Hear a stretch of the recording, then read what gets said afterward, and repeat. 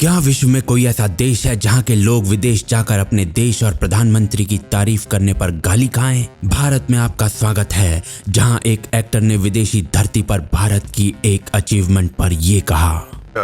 When he started his term, he introduced the microeconomy and digital currency. There was a furrow around the world among the economic community which said this is not going to work, it's a disaster. Because how are you going to get the farmers and the people who are uneducated in small villages to handle a small phone or smartphone and handle their accounting? That whole story changed and India became one of the largest users of microeconomy in the world.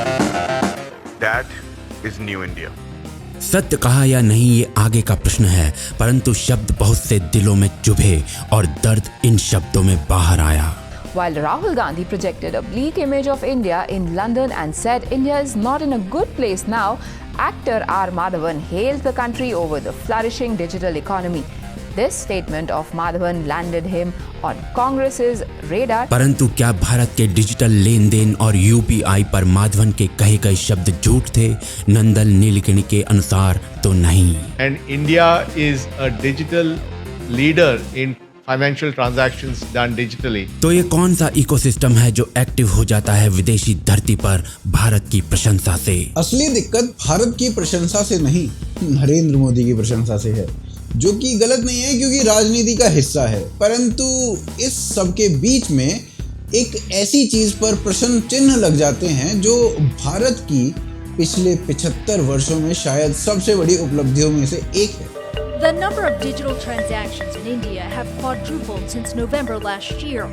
Welcome news to a government on a mission to reduce India's reliance on cash. We are not a society in which, unfortunately, digital transactions can be done without impediments, and the problem is, therefore, we need a very, very significant digital infrastructure before we can do all this. Madhavan से पहले ये attacks Karan Johar, Ranveer Singh, Anupam Kher, Akshay Kumar, Ilaiyaraaja और कंगना रनौत पर भी हो चुके हैं और भारत से बाहर रे डेलो और जॉन चैम्बर्स जैसे अरबपतियों को भी नहीं छोड़ा गया कुछ ऐसे शब्द कहने पर। Prime Minister Modi, as I've said many times, is definitely in the top 3 leaders I've ever met in my life, and I've met them all.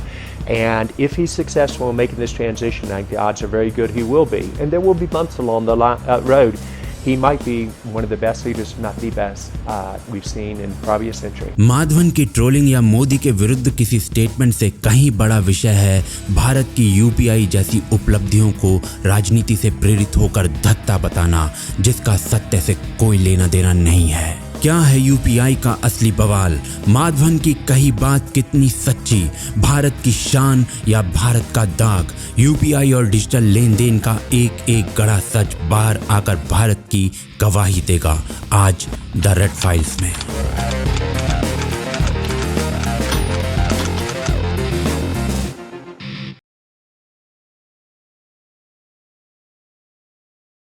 UPI जिस पर पूरा घमासान मचा और जिसमें माधवन द्वारा बोले गए एक छोटा सा हिस्सा जो था वो थोड़ा गलत भी था। एक पेमेंट का तरीका है जो कैशलेस है, स्कैन करके या एक मैसेज की तरह आप पैसे एक अकाउंट से दूसरे अकाउंट में भेजते हैं। अप्रैल 2022 के महीने में भारत में यूपीआई का प्रयोग करते हुए 9,83,000 करोड़ से अधिक का लेन देन हुआ। अप्रैल 2021 में ये 4,93,000 करोड़ था। अप्रैल 2020 में 1,51,000 करोड़ था और अप्रैल 2018 में केवल 27,000 करोड़ था। अप्रैल 2016 में जीरो से शुरू हुई सुविधा केवल 6 साल में एक महीने में 5.5 बिलियन यानी 550 करोड़ से अधिक ट्रांजैक्शंस करने लगी है। ये नंबर कितना बड़ा है इसका अंदाजा 2021 के डेटा से लगाते हैं। साल 2021 में भारत ने 48 बिलियन रियल टाइम ट्रांजैक्शंस की। ये चीन से 3 गुना ज़्यादा थी और अगर US, Canada, UK, France, Germany की ट्रांजैक्शंस को मिला लिया जाए तो उन ट्रांजैक्शन से भी 6 गुना ज़्यादा थी। अप्रैल 2016 में 21 बैंकों में शुरू हुई सेवा आज 316 बैंक दे रहे हैं। 2019 के डेटा के अनुसार भारत की जीडीपी का 15% से ज़्यादा हिस्सा जो लेन देन है वो डिजिटल होने लगा था और यूपीआई सीईओ के अनुसार अगले 2 से 4 सालों में हर रोज़ यूपीआई से 1 बिलियन यानी 100 करोड़ ट्रांजैक्शंस होने की संभावना है। जैफरीज की एक रिपोर्ट के अनुसार भारत की 50% रिटेल डिजिटल ट्रांजैक्शंस जो हैं वो आज यूपीआई से हो रही हैं। आपकी स्क्रीन पर चल रहा ये ग्राफ आपको एक अंदाज़ा दे सकता है कि भारत में यूपीआई ने क्या बवंडर मचाया है, किस प्रकार से कैश की मोनोपोली टूटी है, इसके फ़ायदे और ये कैसे काम करता है वो आगे देखते हैं। परंतु भारत वो पहला देश नहीं था जिसने रियल टाइम जो फास्ट पेमेंट्स हैं उसका पजल सॉल्व किया था, क्रैक किया था। तो कौन सा देश था वो चलो देखते हैं।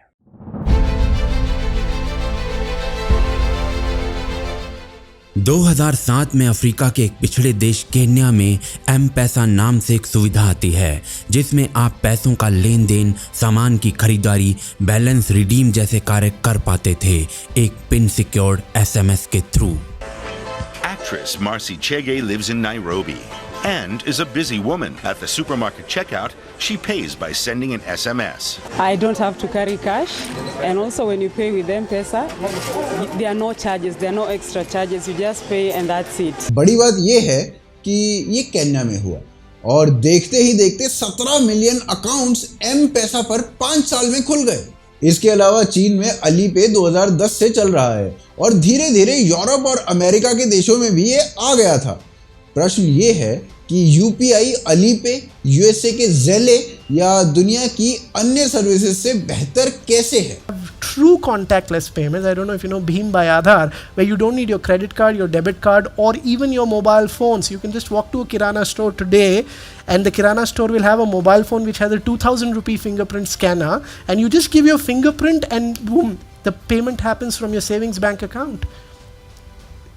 Mark my words, the United States is at least a decade behind from getting anywhere close to this. Japan की एनटीटी डेटा कंपनी के अनुसार यूपीआई की सुरक्षा, स्पीड ऑफ ट्रांजैक्शन और पूरी सर्विस में लगने वाली लागत बाकी सबसे बहुत कम है। चीन के अलीपे में लेन देन की नोटिफिकेशन आती है परंतु पैसा तुरंत बैंक अकाउंट में नहीं आता। वहीं यूएसए के ज़ेले में 30 बैंक अपना समूह बनाकर बैठे हैं जो ये सुविधा देते हैं जिसमें रिसीवर को एक लिंक मिलता है जिसमें पैसा कुछ मिनटों में पहुंचता है कई लिमिटेशंस के साथ। यूपीआई में ऐसी लिमिटेशंस नहीं हैं बल्कि कई एप्लीकेशंस यूपीआई का प्रयोग करती हैं। पैसा सीधा अकाउंट में आता है, समय सेकंड्स में लगता है और लोगों को सुविधा फ्री में मिलती है, पैसा नहीं कटता। प्रश्न यह है कि इन सब चीजों के अलावा यूपीआई की इस ग्रोथ के क्या कारण है? उत्तर कुछ सरकारी कदमों के रूप में सामने आ जाते हैं। Transactions done by RuPay or transactions done using a QR code which is notified under the UPI because UPI is notified, so QR codes under it automatically get notified, shall not have to pay the MDR. MDR की fees खत्म करने के अलावा Bhim application के revised versions को launch करना, scan code facility को mandatory करना या फिर यूपीआई को इंटरनेशनल लेकर जाना या फिर स्वयं प्रधानमंत्री का डिजिटल लेन देन को पुश करना अच्छे कदम साबित हुए। हम अगर जैसे सरकार ने इनिशिएटिव लेकर के भीम ऐप बनाया है, 1 रुपये का खर्चा नहीं है, आप अपने मोबाइल फोन पर डाउनलोड कीजिए, सामने वाले के पास हो, अपना कारोबार शुरू कर दीजिए, कोई प्रॉब्लम नहीं है। इसके अलावा विश्व का सबसे सस्ता इंटरनेट डेटा और स्मार्टफोन पेनिट्रेशन यूपीआई को सक्सेसफुल बनाती हैं और जब ट्रांजैक्शन डेटा को देखा जाता है तो पता चलता है कि 50% से अधिक ट्रांजैक्शन 200 रुपए से कम के हुए थे, जो दिखाता है कि आम आदमी द्वारा इस सुविधा का प्रयोग कितना किया जा रहा है। आजकल तो भाई आलम ये है कि भीख मांगने में भी यूपीआई का प्रयोग होने लगा है। गाँवों में जो सहकारी यानी कोऑपरेटिव बैंक्स होते हैं वो सिलोज में काम करते रहे हैं और पैसे की तंगी के कारण टेक्नोलॉजी का प्रयोग भी लिमिटेड ही रहा है। इन बैंक्स ने पास मॉडल का प्रयोग किया और आज यूपीआई गांवों में भी तेजी से बढ़ रहा है। उन्होंने असम से लेकर मेघालय और अरुणाचल प्रदेश के तवांग तक की अपनी यात्रा का अनुभव मुझे बताया। आपको भी ये जानकर सुखद हैरानी होगी कि कई दिन की इस यात्रा में दूर दराज इलाकों में भी उन्हें कैश निकालने की जरूरत ही नहीं पड़ी। इतने बड़े नंबर्स होने के बावजूद शहर से दूर के गांवों में आम लोग और किसान यूपीआई का प्रयोग डेली लाइफ में अभी उतना नहीं कर रहे। वन फील्ड की एक रिपोर्ट के अनुसार 3 से 7% लोग ही गांवों में एक्टिवली यूपीआई का प्रयोग कर रहे हैं और यही एक लाइन थी जो माधवन ने कुछ हद तक गलत कही थी। इस सब के बावजूद भी निकट भविष्य 100 ट्रिलियन रुपए के लेन देन को देख रहा है। देश का पेमेंट सिस्टम बदल देने वाला यूपीआई कैसे काम करता है और इसके लिए क्या क्या आवश्यक था, आगे देखते हैं। यूपीआई कैसे काम करता है ये समझना बहुत सिंपल है। एनपीसीआई नाम की संस्था है जिसका एक सर्वर है। उस सर्वर से सारे बैंक्स जुड़े हुए हैं जिनमें लोगों के बैंक अकाउंट्स होते हैं। दूसरी तरफ इसी एनपीसीआई सर्वर से जुड़े हुए हैं पेमेंट ऐप्स जैसे कि पेटीएम, भीम, गूगल पे वगैरह वगैरह। कस्टमर का phone number in bank account से जुड़ा होता है और वो आधार से ऑथेंटिकेटेड होता है। फ़ोन में एप्लीकेशन डाउनलोड करने पर बैंक अकाउंट्स उस व्यक्ति के वो ऑटोमेटिकली फेच हो जाते हैं। सारी ट्रांजैक्शंस बैंक अकाउंट से डायरेक्टली होती हैं। पर ये काम करने वाला एनपीसीआई, ये जो इसका नेटवर्क है जिसका ना बैंक से कोई लेना देना है ना मोबाइल ऐप से, लेकिन इस पूरे काम के लिए सबसे आवश्यक चीज़ थी वो थे बैंक अकाउंट्स, उनका होना। 2011 में 20% से कम एडल्ट्स के पास बैंक अकाउंट था। कुछ साल बाद जन धन योजना आई और लोगों के पास बैंक अकाउंट्स जीरो डिपॉजिट से खुलने लगे और 2018 तक 80% से अधिक भारतीय वयस्कों के पास बैंक अकाउंट पहुंच गया, जो कि यूपीआई से पेमेंट के लिए बेसिक रिक्वायरमेंट है। एक छोटा दुकानदार जो 10,000 रुपए की पीओएस मशीन नहीं रख पाता था डेबिट कार्ड के लिए, वो अब एक कार्ड रख कर स्कैन से पेमेंट लेता है। उसका पूरा ट्रांजैक्शन रिकॉर्ड एप्लीकेशन पर उसे फ्री ऑफ कॉस्ट उपलब्ध होता है और इन चीज़ों से सिस्टम ट्रांसपेरेंट होता है, करप्शन घटता है। यूके की यूनिवर्सिटी ऑफ सरे की एक रिसर्च के अनुसार डिजिटल पेमेंट्स और करप्शन को इन्वर्सली प्रोपोर्शनल पाया गया है और ये रिसर्च 111 डेवलपिंग देशों के डेटा को ध्यान में रखकर की गई है। पिछले कुछ समय में भारत ने 100 से ज़्यादा नए यूनिकॉर्न्स पैदा किए, जिसमें 21 फिनटेक सेक्टर से हैं जिनका बहुत बड़ा जुड़ाव यूपीआई और डिजिटल इंफ्रा से है। इसके अलावा 23 यूनिकॉर्न्स ई कॉमर्स से जुड़े हुए हैं जो बिना यूपीआई और डिजिटल पेमेंट के आज सरवाइव ही नहीं कर सकते हैं।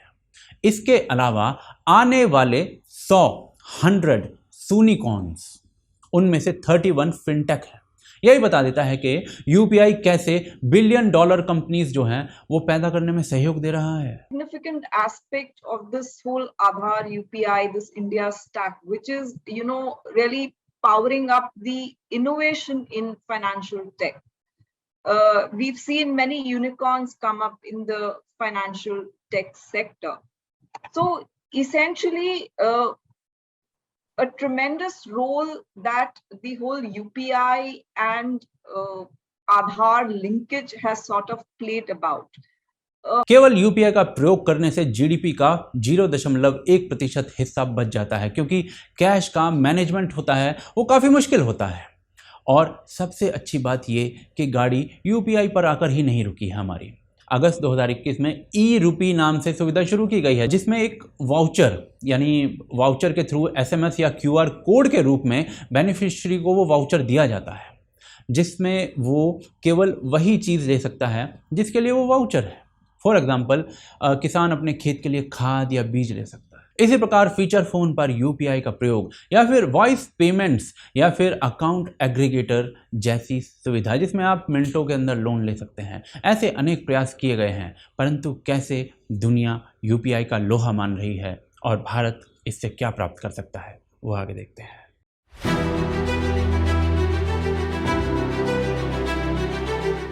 अगस्त 2020 में एनपीसीआई ने यूपीआई को ग्लोबल ले जाने के लिए अपना इंटरनेशनल सब्सिडरी ओपन किया और 2022 आते आते ये सर्विस नेपाल, भूटान और सिंगापुर में लागू होती दिख रही है। इसके अलावा यूएसए, जापान और चीन जैसे देशों में भी पेमेंट सर्विसेज के साथ पार्टनरशिप हो चुकी है। इसके अलावा फेसबुक के ओनर मार्क जकरबर्ग के ये शब्द यूपीआई के लोहे को फौलाद में बदलने के लिए काफ़ी हैं। We just launched WhatsApp payments in India last month, So now you can send money to your friends and family through WhatsApp as easily as sending a message, and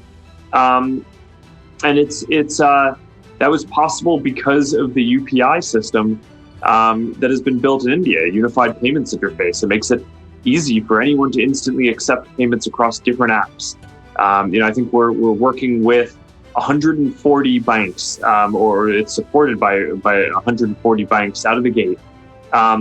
And India is the first country in the world to do anything like this.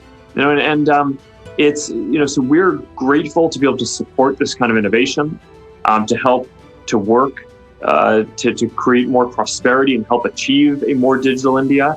And frankly, I think that a lot of other places around the world are going to be better off when they follow some of this lead that India has set. 2019 में Google ने US government को भारत के UPI के जैसा system US में खड़ा करने के लिए कहा था, क्योंकि उनके अनुसार ऐसा सिस्टम कहीं और है ही नहीं. Google has written to the US Federal Reserve Board detailing the successful example of UPI-based digital payment in India in order to build FedNow, which is a new interbank real-time gross settlement for faster digital payments in the United States. 2021 की इस report के अनुसार UPI Malaysia, Thailand, Philippines, Vietnam, Cambodia, Taiwan, Hong Kong, south Korea और Japan में पहुंचने के लिए भी तैयार है, और यह सब बहुत गति से हो रहा है. शायद यही कारण है कि वीज़ा या मास्टरकार्ड जैसी कंपनियां जो हैं वो डर कर यूएस गवर्नमेंट तक पहुंच रही हैं. इस पूरे सिस्टम के कामयाब होने का सबसे बड़ा श्रेय जाता है डिटेलिंग को, जहां एक आम आदमी के सुझाव तक को ध्यान में रखकर इम्प्लीमेंट किया गया. परंतु जिस यूपीआई और डिजिटल पेमेंट की हम चर्चा कर रहे हैं उसके बारे में कभी ये शब्द कहे गए थे. Do you know that every village has got a village fair? That is where you bring your produce and sell. You think all of them should have a POS machine in their hand? What kind of a false picture that you're present?